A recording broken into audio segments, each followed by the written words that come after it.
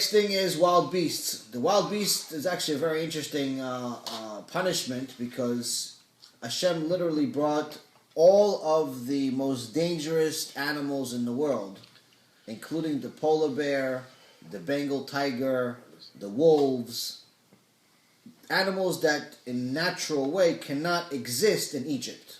Polar bear needs snow, and so on.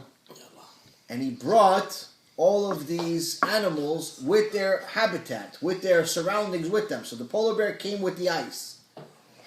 The tiger came with the jungle. Wow. The snakes, the wolves. Everyone came with like a house, like what they needed to survive.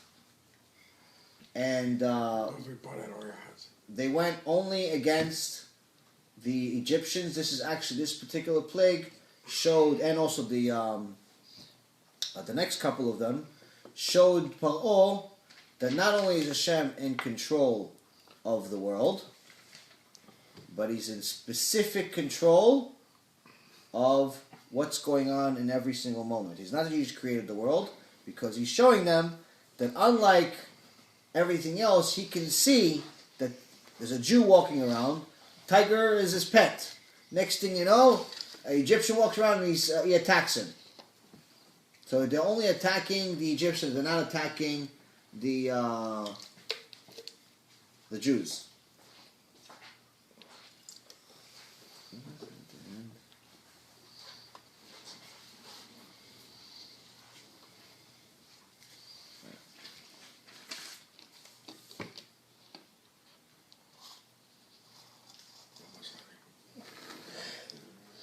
So after this, when Paro asks Moshe to stop this whole thing with the wild beasts, Moshe says, let us go, and Paro says, listen, go bring offering to your God, do a korban for your God, but in the land. Here, meaning do it in Egypt.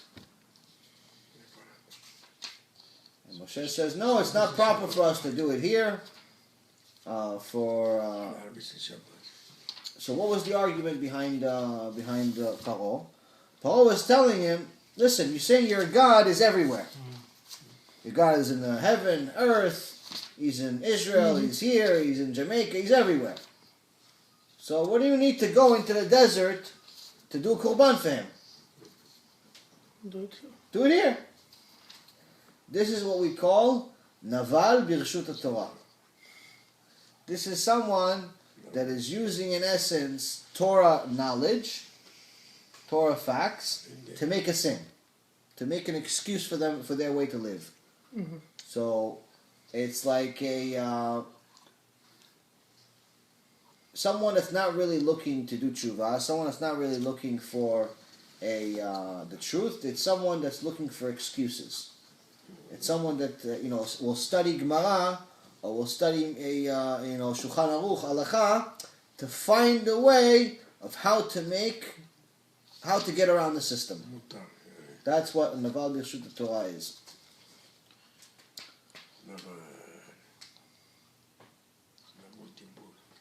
So after the plague was over, unlike the lice and the frogs that died, all these beasts ran away and left Egypt. They didn't die.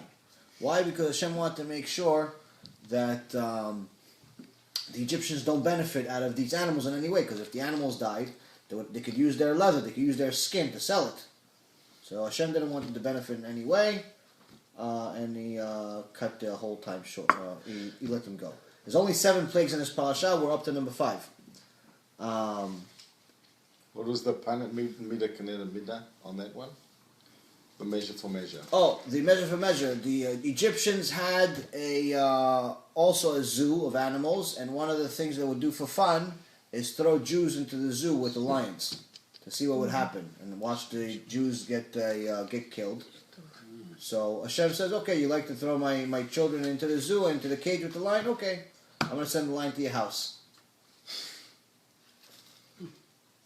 Let's see what you have to say about that.